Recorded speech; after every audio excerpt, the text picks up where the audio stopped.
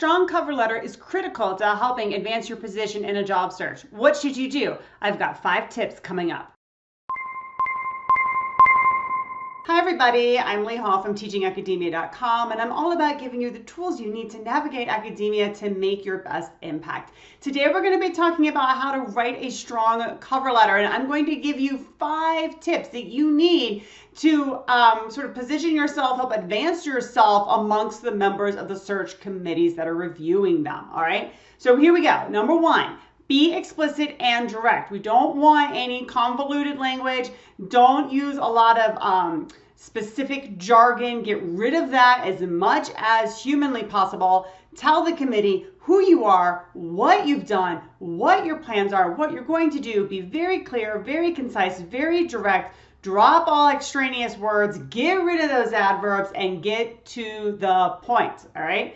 Number 2, align with the major requirements and expectations of the job. So you'll see in the job ad that we'll have some things that very obviously you are going to have to do. And then there might be some other things that, yeah, you know, depending on the candidate, you might do a little bit of this, or you might do a little bit of that. All right, when you are writing your cover letter, you want to show how you have the requirements, the skills, the vision, etc. to meet these major requirements of the job. So for example, if you were going to be teaching classes in how to do scuba diving with sharks, then you need to be very explicit about your experience in teaching classes with scuba diving with sharks, your own personal experience in scuba diving with sharks, what you see as the challenges in teaching classes about scuba diving with sharks, how you're working on becoming better at doing that, etc. Okay, so you don't just want to talk generically about your teaching, you know, your approach to teaching and your teaching abilities. You do want to give us some of that, but you want to connect it to what it is that you know you will be doing, all right?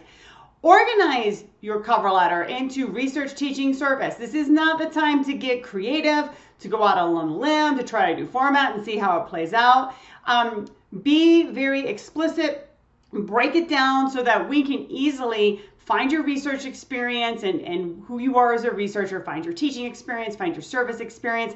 And then when the committee meets and we're talking about you and we want to say, oh, well, does this person have the teaching experience needed? We can use your CV and we can use your letter and we can very easily link these two up and find out what we need. We don't have to do a lot of digging. Nobody wants to spend a lot of time digging around in your letter to pull out the information. So make it easy for them. Which brings me to point number 4. In your letter, make connections to your CV, okay? Point out specific places on your CV and how they align with the job. Yes, we can read your CV, all right? And we're going to read your CV if we're interested in you.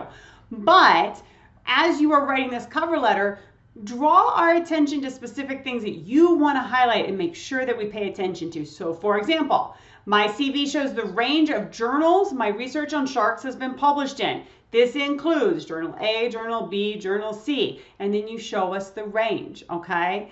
Or you might say something to the effect of, my CV shows the numerous awards that I have been given for my research on or for my teaching in, right? And then just list them out, okay?